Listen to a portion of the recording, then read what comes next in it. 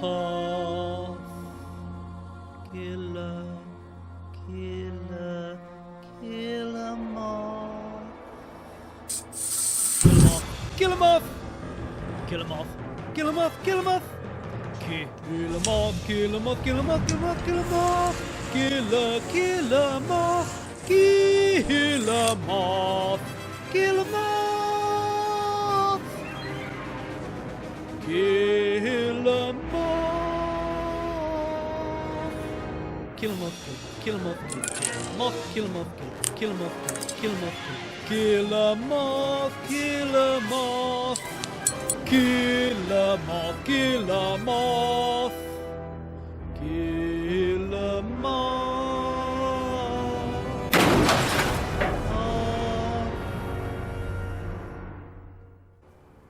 Killer Moth first appeared in Batman 63 way back in 1959. Introduced as prisoner 234026, the man who would be Killer Moth spends years in jail learning everything there is to know about Batman. On release, he quickly uses money stashed away from previous crimes to create the identity of a wealthy socialite named Cameron Van Clear, not his real name. However, in secret, he's built a vast cave under his new mansion, murdering the workmen to preserve his secret, and soon reveals to the readers his identity of Killer Moth. His plan is to become to the underworld what Batman is to the police. His cave set up with a Mothmobile, trophy room, crime labs, obviously to make crimes undetectable, in the reverse of Batman's. He gathers various mobsters of Gotham and explains his plan. He gives out portable Moth signals, which criminals can use to summon Killer Moth's aid. For a price, of course. An astute criminal does mention that Batman has Robin and asks, what assistance does Killer Moth have? Moth pulls out a gun. Seems fair. Later we're told that Cameron is a member of Gotham Museum's board of directors, and we join him enjoying dinner with Bruce Wayne! After some chat, Bruce sees the bat signal over Cameron's shoulder, just as Cameron sees the Moth signal over Bruce's. The two make their excuses and leave to follow their individual signals. Batman and Robin quickly change and leap into the Batmobile as we cut to Killer Moth mirroring their actions, and of course, laughing that the crooks who summon him have no idea that his speed is actually 2/3 of their loot. Moth arrives first, flying in a light and just gunning down a bunch of cops, earning that killer nickname straight off. Batman swings in on his own line, knocking Moth away, but Moth has a plan and rushes to the Mothmobile. With the Batmobile in chase, Killer Moth unleashes an anesthetic gas that subdues Batman and Robin. Taking both to the Moth cave, he reveals he has no interest in Batman's secret identity yet. He's enjoying the game too much, but he does need some things from the Batcave. Things to complete his Moth cave. Things that will forever remain vague. To ensure Batman's cooperation, he's suspended Robin over a massive fire. Robin's attached to a rope that swings round and round and round this fire pit, like a moth circling a flame, of course, but each rotation shortens the rope and brings Robin closer to the fire. Killer Moth blindfolds Batman and they leave in the Batmobile, Moth thinking that Batman won't be able to try anything, as only Moth knows Robin's location. Robin immediately escapes. He basically uses his legs to grab a handily placed can of sulphur, which somehow makes the rope longer, drags him across the floor, allowing the ropes to snap. Alright, sure.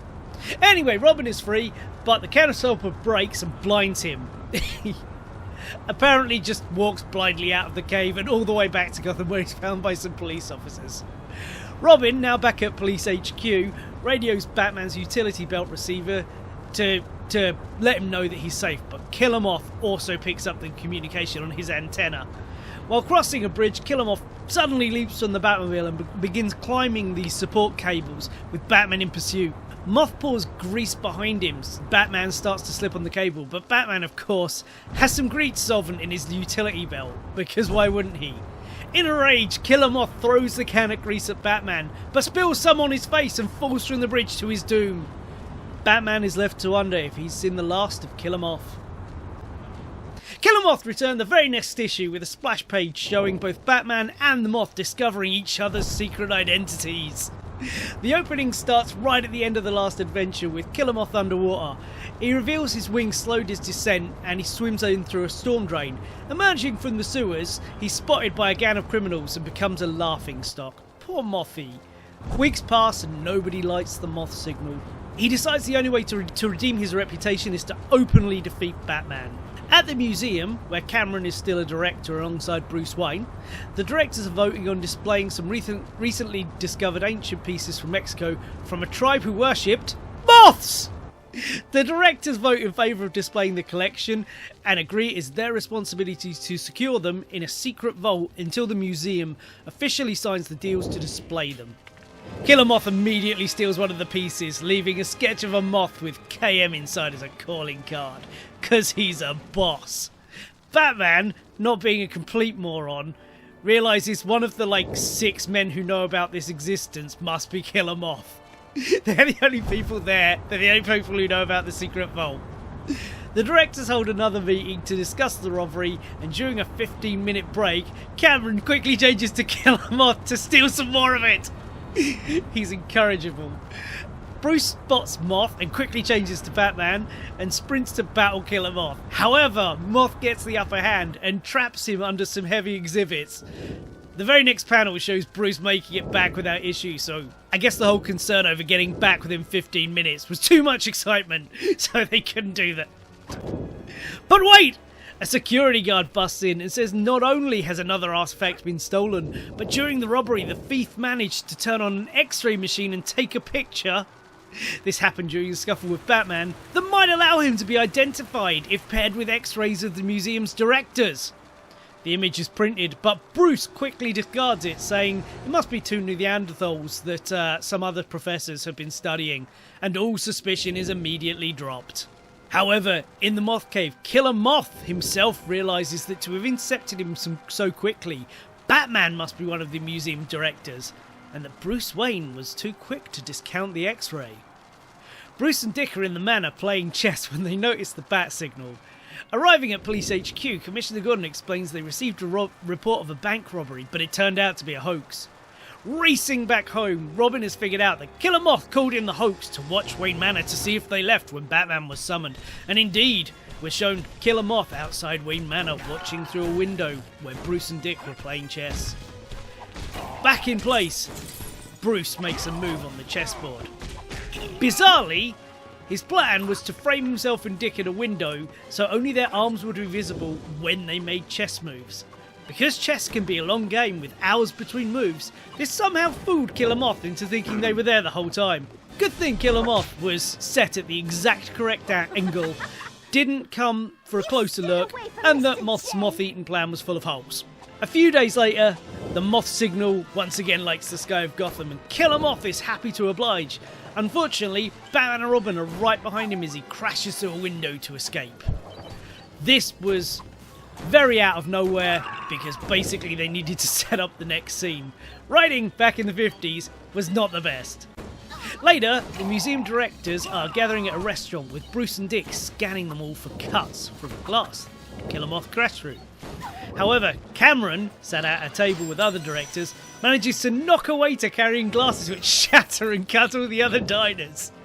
Suspicion is allayed. Look, it's no more ridiculous or contrived than anything else in this saga so far. And wait till the next one.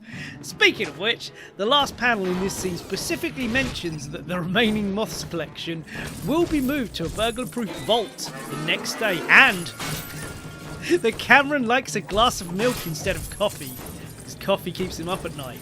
I'm sure that won't be important later. Also, there is exactly 1 page left of this comic. And now things get weird!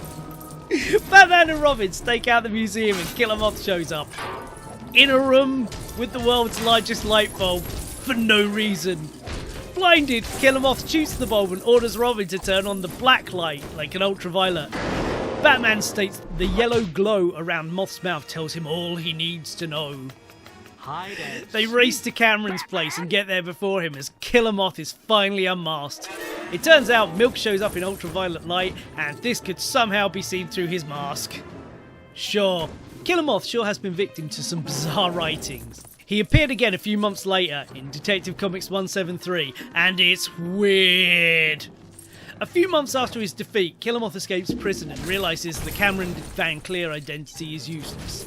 He decides, for some reason, he must have a socialite alter ego to protect him being discovered as Killer Moth.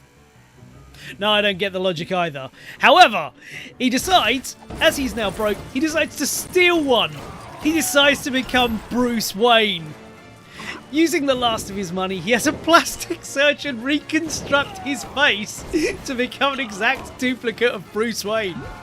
What? Did you think Hush was the first one to pull off this scheme? Not even close. Killer Moth beat him like 50 years.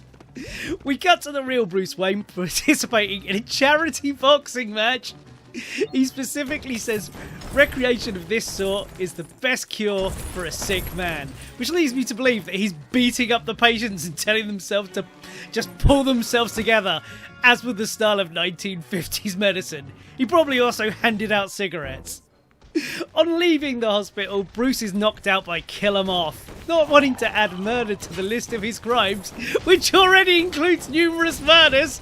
Killer Moth chucks Bruce in an old abandoned underground bank vault that he happens to know about, along with some food, and assumes everything will be fine.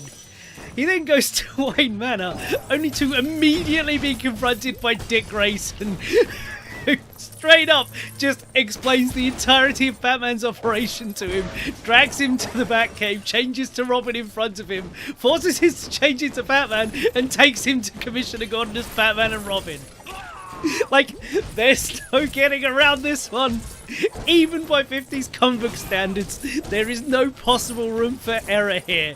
This is very different to stalking a window and assuming all is well when no one makes a chest move for an hour. Robin does notice Bruce acting a little odd, but simply assumes he must have a cold and/or it's his own imagination. It turns out the Commissioner is calling about a criminal called Whitey Casey, an old acquaintance of Killer Moth who refused to do business with him. It appears his gang has been stealing from trucks in a mysterious way. The trucks do not stop, nor have they been opened, and yet when they arrive at the destination, the goods have vanished. In a delightful turnabout, Killer Moth, now dressed as Batman, along with Robin, go and bust the gang on their next heist. Robin figures out the trucks and weighbridges thus have secret openings through which the goods are smuggled. Do not try and figure out the logistics of this. There's no way to make it make sense. It is a 1950s comic and it is amazing. They rush down the tunnel, the smuggler's tunnel, with Killer Moth still as Batman, subtly using Robin as a human shield against the gang with guns. Bruce wakes up in his cell and tries to piece together what has happened while Dick still thinks there's something wrong with fake Bruce. Killer Moth finds Whitey Casey and again tries to persuade him to sign up for his protection. He guarantees that the next time Batman shows up, if they light the Moth signal, Batman will simply run away. The next evening, Batman and Robin are patrolling in the Batmobile when they come across another robbery. They foil it, leaving only Whitey apprehended. They chase him to the roof where Batman orders Robin back to the Batmobile. With Robin gone, he quickly runs off, changes to Killer Moth, then brags about chasing off Batman and Robin. However, Whitey's not a complete moron, having not seen Batman and Killer Moth actually interact. So Moth gives him an address and promises he'll personally deliver Batman and Robin at a set time and date.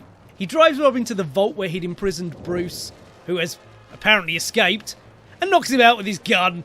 He then changes to Killer Moth and races to deliver Robin. Whitey and his gang are at the meeting point when the real Batman arrives and starts taking out the gang, with Whitey believing Killer Moth has set them up.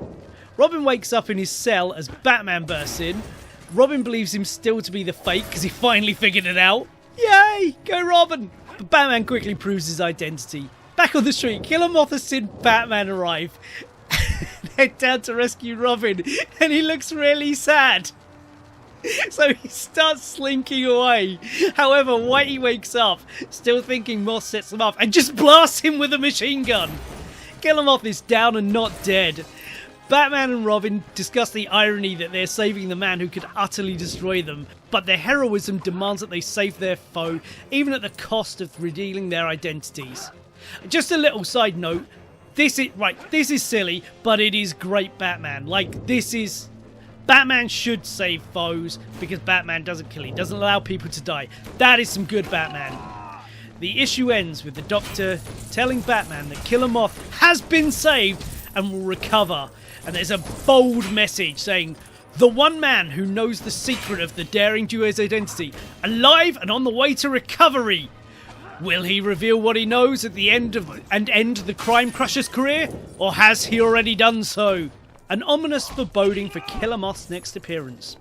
On the next page, the epilogue, the Doctor reveals that Moth's face was completely destroyed by the bullets, he'll have reconstructive surgery, and of course one of the bullets was lodged in his brain, and to remove it they had to take part of his brain, which has also resulted in memory loss. Well, I guess that wraps up that. At least he survived. It was very much a trope back then of a villain would discover Batman's secret identity and immediately meet a gruesome fate, so there's one for Killer Moth. Bruce then ties things up by explaining how he escaped the vault.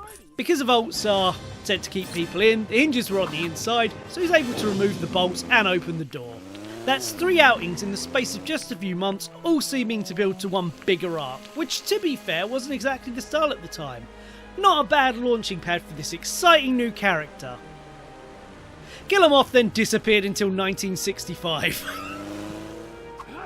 And he didn't even appear. His costume was, it's an issue of Justice League, and his costume was reanimated by a villain to attack the Justice League along with some other villains. Killer Moth himself didn't even appear. Killer Moth actually returned about 2 years later in his most famous story, 1967, from Detective Comics 359, the first appearance of Barbara Gordon's Batgirl. Here we see Barbara, a librarian and daughter of Commissioner Gordon, creating the Batgirl costume for a policeman's masquerade ball. On her way, she stumbles across Killer Moth and his henchmen attempting to kidnap Bruce Wayne. They have special guns that create cocoons around his car and are dragging him away. She tackles the 2 hench moths, called Mothmen, easily, unknowingly giving Bruce the time to run off into the woods and change into Batman. However, the real Killer Moth grabs her and tosses her into a sticky cocoon surrounding Bruce's car. Batman arrives to punch Killer Moth, but he zips away, leaving Batman to release Batgirl from the cocoon. He asks what she's doing and she explains she was heading to the policeman's ball, but when he asks for her identity, she quickly offers to trade hers for his. Good girl. The next morning sees Barbara disgruntled at her regular life after last night's excitement. At the manor, Bruce is telling Dick he was concerned that Killer Moth knew his secret identity, hopefully a nod to their previous encounter, but he has in fact received a letter from him stating that last night was only the first attack and the next would be more severe unless Bruce pays $100,000. Bruce wonders if Killer Moth is pulling a similar caper on other rich Gothamites, so as Batman and Robin, they visit a few rich acquaintances and are told that each has been threatened by Killer Moth, and indeed they've all paid. I think this may be Killer Moth's most successful scheme. Formulating a plan, Batman asks Alfred to deliver an empty bag and to tell Killer Moth that he's not leaving the manor and he's under police protection. In his lair, Killer Moth orders his Mothmen, Lava and Pupa, to go to Bruce Wayne's house and report back once the police have left. Then he will make an example of Bruce.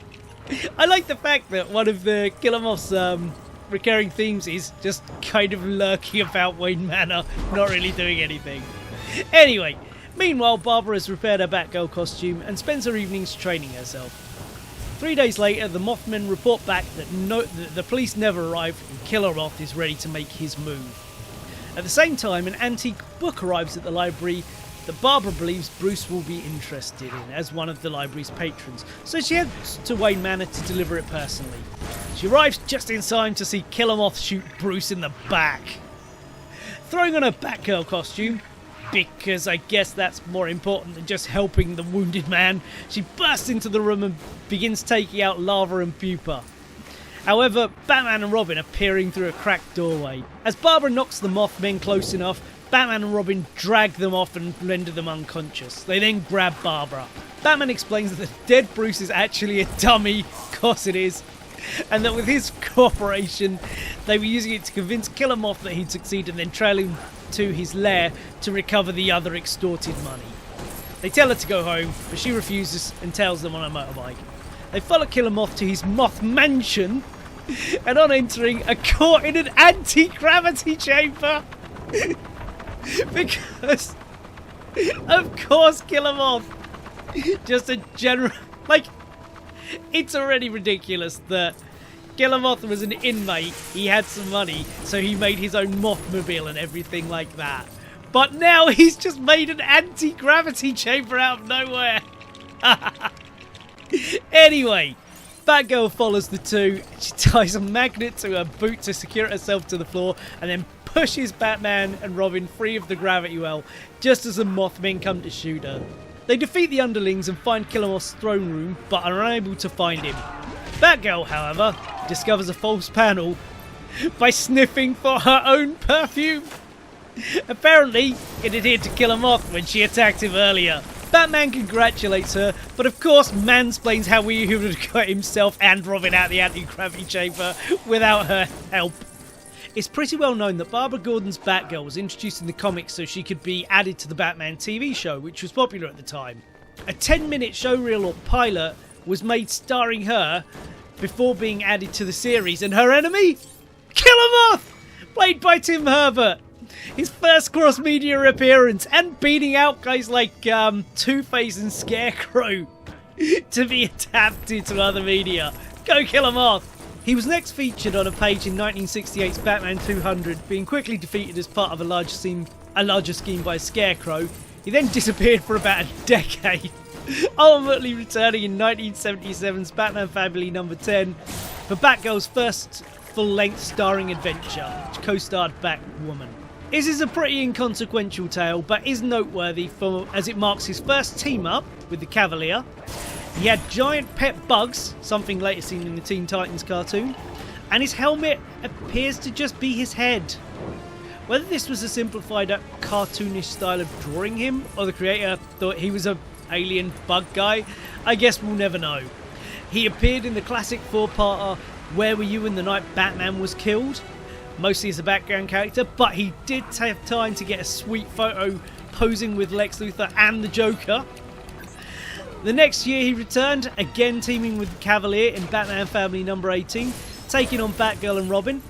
His mask was back to normal this time. This time around they were having a wager, with each selecting a target to defeat in hopes they'll reveal Batman's secrets. To trick Batgirl, he sets up a bizarrely complex scheme, including faking a robbery, then faking trying to blow her up. He listens to her talking to Commissioner Gordon, loses patience, then beats her up as well as a bunch of police, then drags her to a stadium, uses his cocoon gun to goop her onto, like, one of the floodlight boards in order to cook her. However, he didn't figure out that his goop would melt, which allows her to escape. But actually he did, as this was also part of his plan! He follows her, assuming she's then going to go straight to Batman. She instead lures him to her friend Jason Bard's house, which conveniently backs onto a mountain, so Killer Moth crawls into the first hole he sees, assuming it's the entrance to the Batcave. Batgirl then beats him up by revealing she was onto him the whole time, and her convoluted scheme was to keep letting doing all this stuff until she got bored and beat him up. The Cavalier launches a much shorter scheme against Robin, with the same result, and the issue ends with the two in jail bickering at each other. Killer Moth was drafted to the secret society of Supervillains, of course in the two unpublished issues after the book was cancelled. But the layouts were done. This was later published in like a collection, and he does manage to defeat the human bomb with his cocoon gun, so that's pretty cool. In 1979, he appeared briefly in Batman 311, being easily defeated by Batgirl, and again in Detective 486's Batgirl backup story, where he once again tried to launch his villain protection racket. Batgirl stumbled onto his crimes through the son of a murdered shoemaker. Turns out, the shoemaker helped Killer Moth create signal devices concealed in shoes that he gave to criminals to summon him. Batgirl lures him into a trap and knocks him out with a shoe. He returned in Detective Comics 526 in 1983 as part of a small army of foes gathered together by Joker in an attempt to kill off Killer Croc, who once upon a time had tremendous potential and was actually a serious threat. Moth, Two-Face and Clayface were easily defeated off screen by Batgirl and Robin. Killer Moth is the only villain featured in the issue who is not on the cover. A cover that featured Tweedledee, Tweedledum and Signal Man. He appeared in Detective Comics 566 as the third highlighted villain, an issue dedicated to giving a brief overview of Batman's enemies. And then in Batman 400, the continuation of the story, amongst various villains released by Ra's al Ghul. He even got a featured moment this time, although Joker did basically call him useless. He unexpectedly rocked up as the first level boss in Sunsoft's classic NES game, very loosely based on Tim Burton's 1989 Batman movie. Killer Moth eventually resurfaced in his longest arc since the original, in 1992-93 Shadow of the Bat issue 7-9, by Batman's super writer Alan Grant and then relative newcomer Tim Sale. That's a solid team to have behind you. New villain Chancer, a guy who has the power of good fortune, has a run-in with Batman only to be saved by Catman. Catman needs a lookout, so gets Chancer to give him a hand before letting him know he's actually onto a bigger score and they could use some further help. Catman introduces Chancer to the second member of the group, Calendar Man, who he roundly mocks. Their leader is introduced as Killer Moth in a badass new suit designed by Tim Sale. He refers to the group as the Misfits and offers him a share of $10 million. Chancer, who's not from Gotham, admits he's never heard of Killer Moth, Catman or Calendar Man, with Moth admitting they're second-tier criminals who never seem to get the limelight. But his plan is going to make them rich and bring them fame. It's a ransom. The mayor, police chief, and multi-millionaire Bruce Wayne. The next morning, Killer Moth and Chancer attack Bruce Wayne's car while he's driving to the Wayne Foundation. Bruce gets in a solid kick on Killer Moth, but he retaliates with a poison dart and they escape with him. At City Hall, Catman and Calendar Man abduct Mayor Kroll and Commissioner Gordon. Back at their dockside hideout, Killer Moth has a moment with Bruce Wayne, getting increasingly aggressive and saying there's something, a feeling he has, that there's more to Bruce than he appears. Bruce goads him into violence to end their little confrontation, with Bruce thinking to himself, / the audience, that Killer Moth did once discover his identity, but an operation removed the memory. I really like this. Little moment. It serves as a quick reminder of historic events, even though it's unlikely anyone reading in 1993 remembered or had read Batman from 1951. But it did serve as a little thread as to why Killer Moth keeps attacking Bruce Wayne. Whether intentional or not, it's drawn to him like, I don't know, a moth to... Oh, never mind. Killer Moth calls in the ransom of $10 million or all three will be killed at 9 PM. He then guides the captives down to their prison, a metal shipping container riddled with small holes suspended at the top of a room with a hole in the wall. Killer Moth finalises the details for collecting the ransom and sends the other misfits to prep a car while he goes to make a final check on the prisoners. It's late in the day and the tide is starting to come in through the hole in the wall, slowly filling the lower part of the room. Killer Moth releases the container to the floor, allowing water to flood inside. He basically says that he's been caught too many times to leave behind any evidence and plans to kill everyone anyway. That's my boy! Inside the box, much like the previous prison cell, Bruce realises the screws to the door on the inside and that he may be able to remove them. Boo! Can't Killer Moth win just once? Oh wait, that means there's no more Batman comics. Carry on. At the meet, Killer Moth instructs the other villains to arm themselves and be ready to shoot to kill. Calendar Man is reluctant, but that's okay because Killer Moth is too busy thinking about how he plans to immediately betray the others and take all the loot for himself. Look, the appropriate layers, Mothmen, cars, etc. don't pay for themselves. Anyway, Robin discovers the hideout and Bruce, Gordon and the mayor are freed. Meanwhile, Sarah Essen, I think she was probably Gordon's wife at that point, but she was deputy anyway, is delivering the loot. She's deputy commissioner or some such. She's delivering the loot but demands to see the hostages, so Killer Moth kicks her in the face and takes the money. The Misfits head to a nearby roof to divvy up the cash. They're attacked by a guy called Nimrod who's been tailing Chancer. Like, there's a whole Killer Moth-less B-plot around it. Not interested. Nimrod grabs the cases and starts to escape by turning himself invisible, but Killer Moth uses infrared goggles in his helmet to find him and shoot him in the leg. He goes in for the kill when Batman arrives. And let's face it, at this point, it's Killer Moth, Catman and Calendar Man against Batman, so Batman's not in a lot of trouble. But they do get the upper hand at one point, where Calendar Man winds up with Killer Moth's gun, with Moth shouting to shoot Batman, but Calendar Man finds he can't do it. He's rewarded with a swift punch to the head. Killer Moth gets a final page to try and take out Batman, but alas, he's defeated once more. Despite this awesome showing of Moth's level up in viciousness, he once again disappeared into obscurity without even being mentioned in Nightfall. Side note, that was my first introduction to Killer Moth. Like, when I first got into comics, I got this 3-parter and I got that Batman issue, Detective Comics issue, rounding up Batman's foes. So they were my first, like, this was when I was a new comic book fan. He wasn't in Batman TAS, so like that was my first introduction to him. I thought he was the coolest. I still think he's the coolest. In 1995, DC decided to revamp a large number of their villains that they felt were out of date or lame, so they created Underworld Unleashed, a crossover in which the demon Neron offered DC's villains their heart desires at the cost of their souls, often with ironic twists. And so, in Robin 23, where I believe the name Drury Walker was first coined, it finds Moth crying in his cell at Arkham over a dream, possibly implanted by Nero, of Batman, Nightwing, Robin, and a bunch of his fellow villains laughing at him.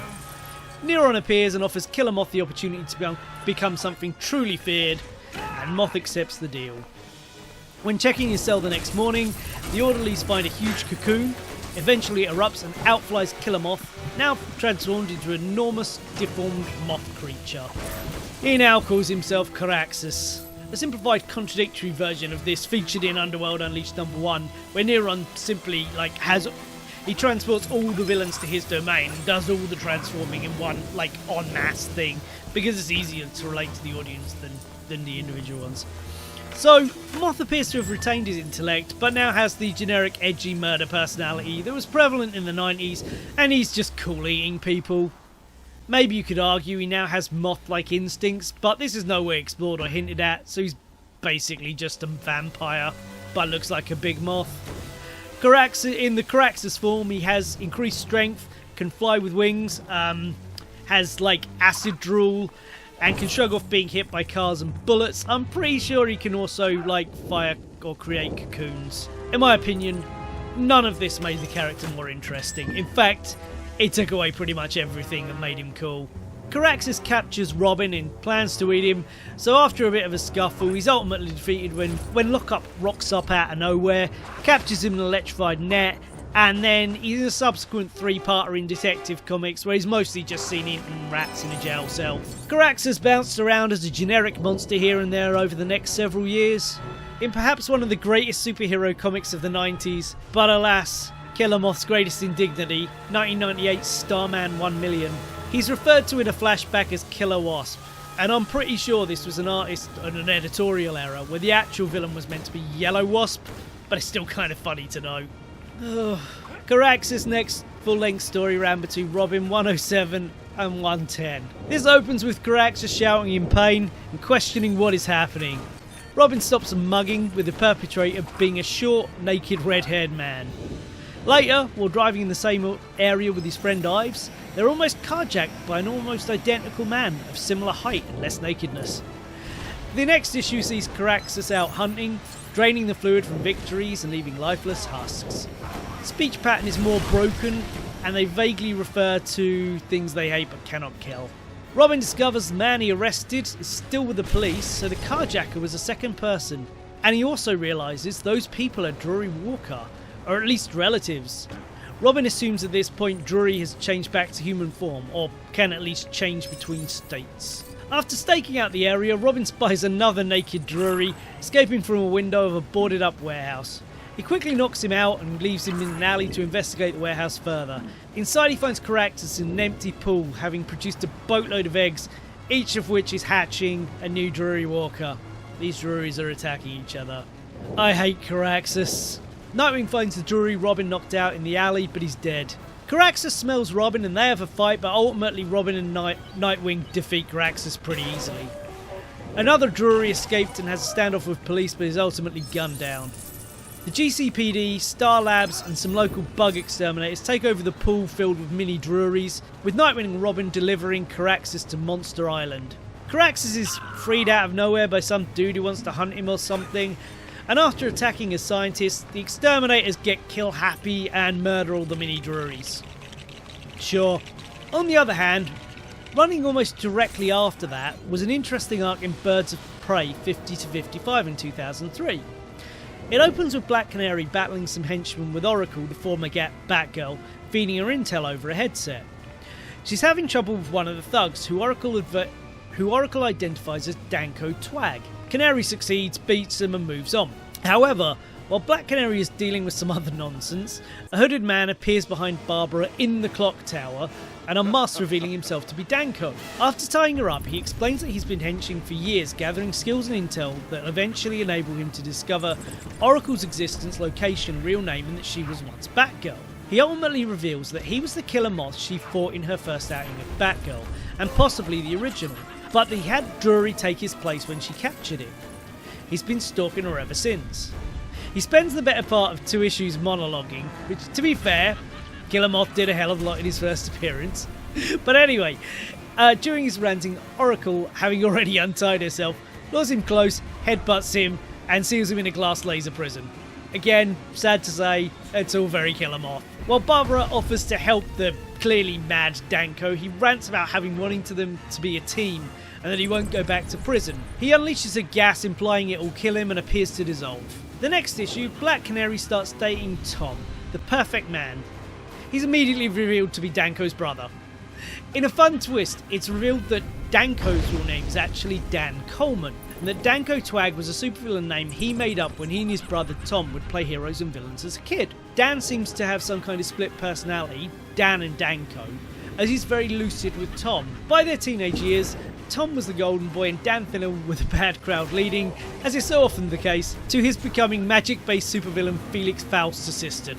I mean, it's happened to all of us, right?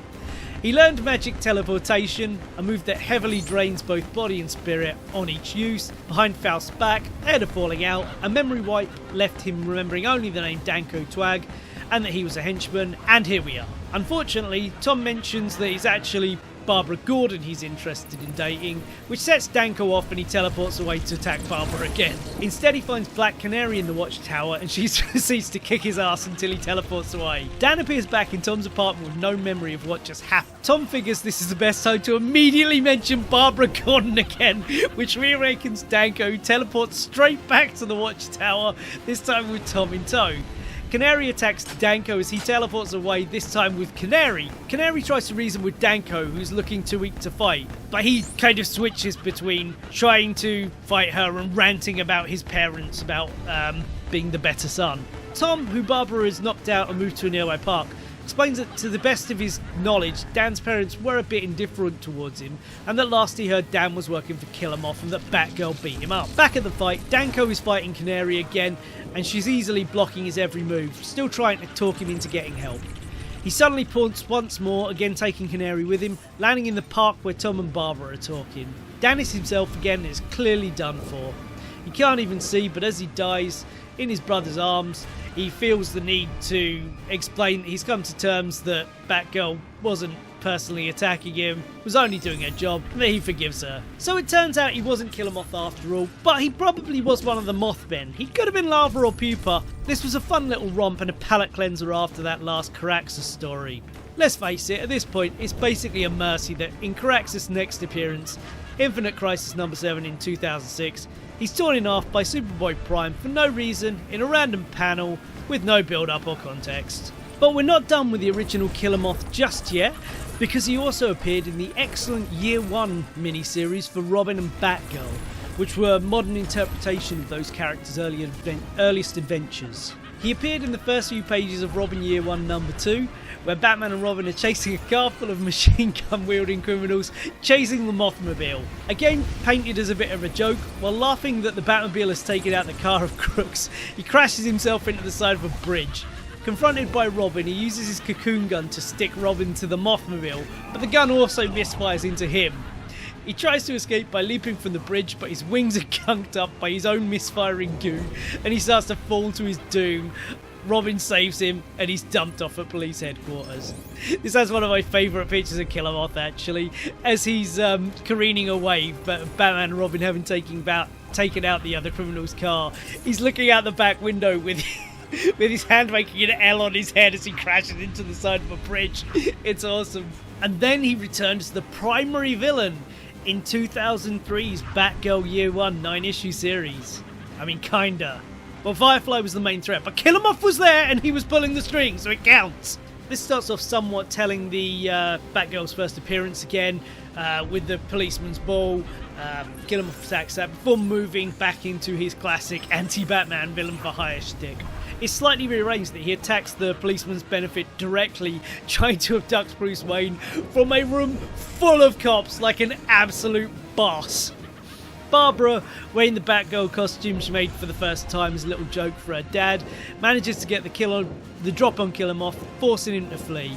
He has a bunch of Mothmen and even additional goons with a helicopter for an epic escape. We then see him trying to roll out his villain protection racket again with no success, and at his mansion home, we discover his previous kidnap attempt was mob funded, so he gets a beating for being unable to repay the loan. He tries to rally his men, taking them to his new headquarters, the Cocoon, but alas, it has been seized by the government over unpaid taxes. His men leave. Broken abandoned, Killer Moth heads to a villain-only bar and begins spilling out his woes. Luckily for him, he meets the new costumed criminal Firefly and the two form an alliance. Killer Moth is the front man, he has the contacts, the plan, does the talking and generally leads the operation. But Firefly has a supercharged flamethrower. While a little squeamish over Firefly's passion for burning people alive, the partnership is fruitful and the two start to become names. They need something big to cement themselves, so in the final issue, they burn Gotham City Police headquarters to the ground. Escaping by a helicopter, the two celebrate their victory, but this is called Batgirl Year 1, not Killer Moth Year 1. So the hero manages to moor the helicopter, ultimately crashing it into a roof and leaving the pair to be dragged away by Batman and Robin. From 2004, Killer Moth started appearing as an antagonist in the Teen Titans cartoon. The suit is a hybrid of Killer Moth and Killactive, appearing like a suit of armour rather than a physical change, and his attempts at world domination take second place to the demands of his daughter Kitten. In his first appearance, he threatened to destroy the city with an army of genetically enhanced moths unless the city declared him ruler, the Titans surrendered, and Robin takes Kitten, his daughter, to junior prom. Killer Moth is shown as pretty formidable, both in executing his scheme and posing a physical threat to Cyborg, Beast Boy and Raven. The Titans defeat him by regressing the Moths back to a larval form, one of which Starfire adopts and names Silky. He returns in a later episode, having mutated Silky into a giant moth and begins rampaging through the city. Again, he's treated as quite a serious threat and is defeated when Silky is returned to its natural form. He returned to cameo several more times or be part of a big villain group, and this version was carried into Teen Titans Go and has appeared a handful of times as well. And in a 2006 episode of The Batman, Killer Moth finally takes on Batman in animated form. After watching a movie, Penguin gets the idea that the route to success is forming a supervillain team. He recruits Killer Croc, Ragdoll and Firefly, but they need another. Only the best will do. From the shadows, a voice asks if someone asks for the best and out walks Killer Moth. He is utterly lame. Basically, a schlubby dude with skinny arms and legs, little to no competence, and a boring voice. Moths flutter around his mask at all times, and the few times he uses his formidable cocoon gun, it backfires in his own face. He only gets added to Penguin's team because he rocked up for the audition and no one else wanted to join. Penguin keeps him around as a general flunky. I love it, and he reminds me of a Venture Brothers character. After robust. After stealing some chemicals, Moth gets the job of driving them to their next crime. While giving himself an awesome pep talk, he doesn't notice when fumes from the chemicals start affecting the moths that swarm around him. They fuse with his skin. The van arrives with Penguin and the others, but something is wrong. They open the back and a huge cocoon spluts out. From the cocoon emerges Killer Moth's Killactive form and it roars menacingly. Then asks why they're looking at him that way, and is it because there's something on his face? He sees his reflection while acknowledging his fearsome new look, basically just continues to be Penguin's lame flunky. It's very funny. Ultimately, Batgirl and Robin team up to defeat him by flying him into a roof, and the Penguin. I'm not gonna lie, it's super fun. He appeared in the Batman Strikes, the comic based on the show, in issue 32, which features an army of villains and he kind of mills around without doing anything, and issue 49, in which he robs a bank but is stopped by Robin after some entertaining banter. So following Carax's death, we are introduced to the new Killer Moth, Leonard Weinstein. After 3 pages of build-up, we immediately cut to his corpse, shot fatally to set up the next villain. It turns out the original Killer Moth joined a conspiracy with Penguin, Joker, Scarecrow and others to kill Batman.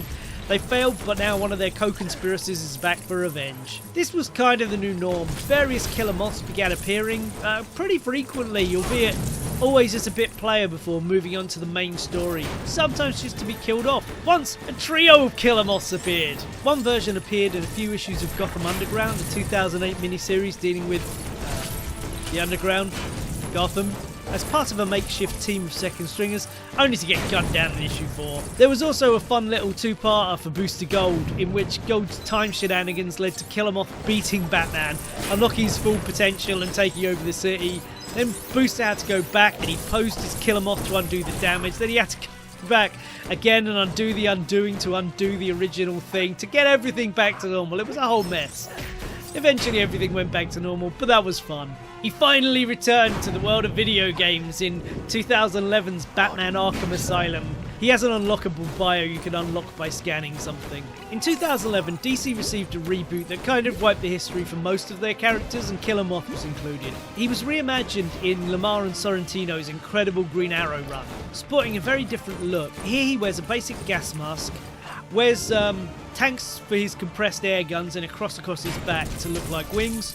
Generally looks like quite gothy and cool. I like him. During Gotham's 0 Year Storm, he attempted to abduct Moira Queen, Green Arrow's mother, and was defeated by Green Arrow and Batman.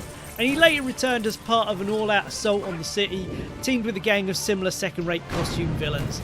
This gave us the immortal line, "I am at least a C-lister." He appeared in cameos in a couple issues of Batgirl's solo comic around this time as well. He showed up a bunch of times in Batman the Brave and the Bold's cartoon from 2014, though rarely as a featured villain. He didn't really speak.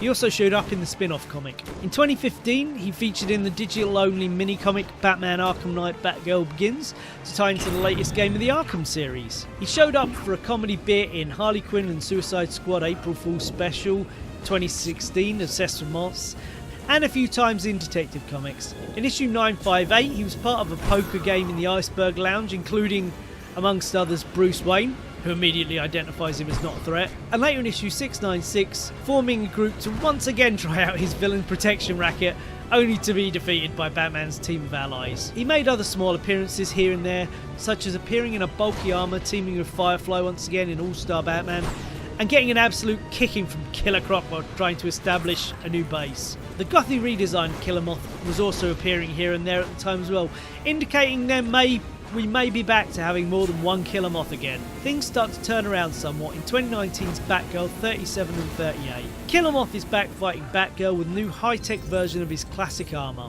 He has the ability of flight. This kinetic armour repels attacks and charges his multi-use guns, and he also has little nanomoths that incapacitate Batgirl and create a charge large enough to shatter a roof, sending her falling to her death. I mean, she survives, her name is on the book, but it's a good showing. Following that, Killer Moth appeared in last year's excellent Batman Gotham Knights #7, an out-of-continuity tale that told the story of Batman and a night watchman who accidentally kills Killer Moth. Through the issue, Batman relates the career of Killer Moth as one of his most unpredictable and uncatchable foes. Batman shows great respect for Killer Moth, acknowledging the costume is indeed awesome, even as he deduces the Night Watchman is in fact Killer Moth trying to fake his own death, which leads Moth to explain that this is due to his advanced age. Batman finally catches Killer Moth, but in a final act of defiance, Moth treats his confinement in Arkham as a retirement, and Batman never gets to see defeat in his old foe's eyes. That was lovely. He also got a story in last week's Gotham City Villains Anniversary Giant. What is it the anniversary of? I have no idea. Also, Killer Moth is the only one of the featured villains not to appear on the standard cover. Again. Here we have a brief recap of who he is, followed by an epiphany courtesy of a chance meeting with Harley Quinn. Sure, Batman rocks up and foils crimes all over Gotham, but while he's chasing villains, the drop loot needs to be picked up. And a robbed museum can always be robbed a little more. So basically now he goes around following Batman's intervention and mops up a little something for himself. He seems happy, has a games console and a cat, so life is good for our boy. At least for now. Oh shit, we forgot to talk about the game! Adam, what do you think about this? There's no time! Jason, your thoughts? Yeah, I like Lego. Actually, I think I've gone off it now. It's a Lego game! You know what it is? Go play it, it's free! Go! Killer Moth rules!